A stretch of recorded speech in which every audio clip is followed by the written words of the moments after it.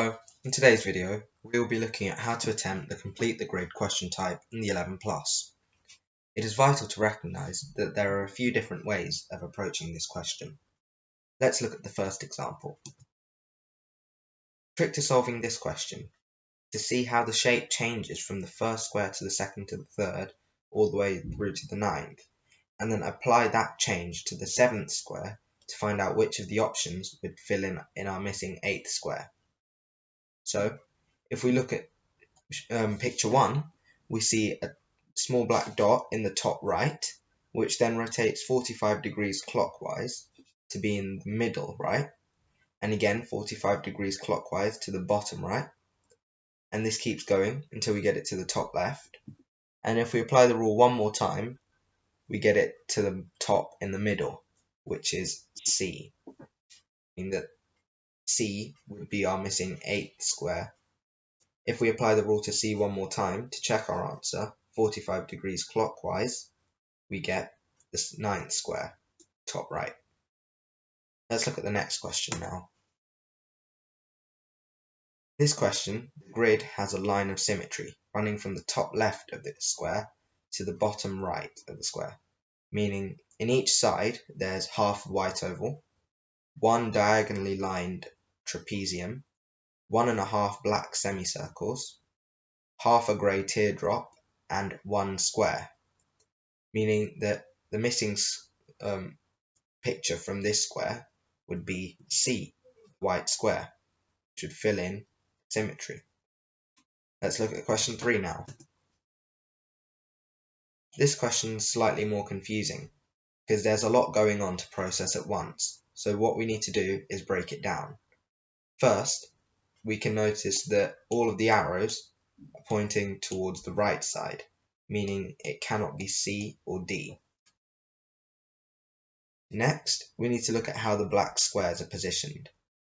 In the uncompleted row, we have a diagonal and a horizontal, and in the completed rows we have a horizontal, a vertical, and a diagonal, a vertical, and a horizontal. So it's quite clear that this missing shape needs vertically placed black squares, meaning it cannot be B, so it's either A or E. Now the only difference between A and E is the number of turns in each arrow. In A there are 2, and in E there are 3. Let's look at the pattern across the two completed rows to see which one should fill in our missing square. In the second row, which is completed, we have 2, then 3, then 4. And in the third row we have 0, then 1, then 2. So we can see that as we go along we add 1. So if we do that to our top row, we get 1, followed by 2, followed by 3, meaning that E is our answer for this question. Let's look at question 4 now. This question, what we need to do is understand how the shapes interact along the rows. So in our top left picture we have a white arrow, a large white arrow with a small grey square in the bottom right, and on the top right it becomes a large white square with a small grey arrow, meaning we can see that the shapes have switched position, size, and colour. If we apply this to our large grey pentagon and small white circle, we get a large grey circle with a small white pentagon, as the circle becomes grey and large, and the pentagon becomes white and small and goes to the bottom right. Let's look at question 5 now. Now that you've had some practice, how about you pause the video and attempt the question yourself before resuming the video to see if you were correct. In this question, we need to do what we did in the previous one. We need to understand how it changes from the top left to the top right, then apply it to the bottom left to work out what should be in the bottom right. As we can see, there's a large double-sided arrow with a small arrow coming out of it. This small arrow is then facing up, meaning it's rotated 90 degrees anti-clockwise. And the shapes inside also confirm that. They're all aiming in the correct direction.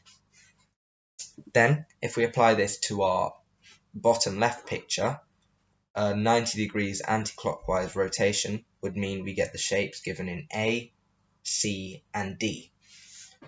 Next, we need to look at how the triangles interact with the arrows. All of them are pointing inwards, whereas the arrows are pointing outwards. In A, we have triangles pointing the same way as the arrows. In C, however, all of them are pointing inwards, so C is the answer.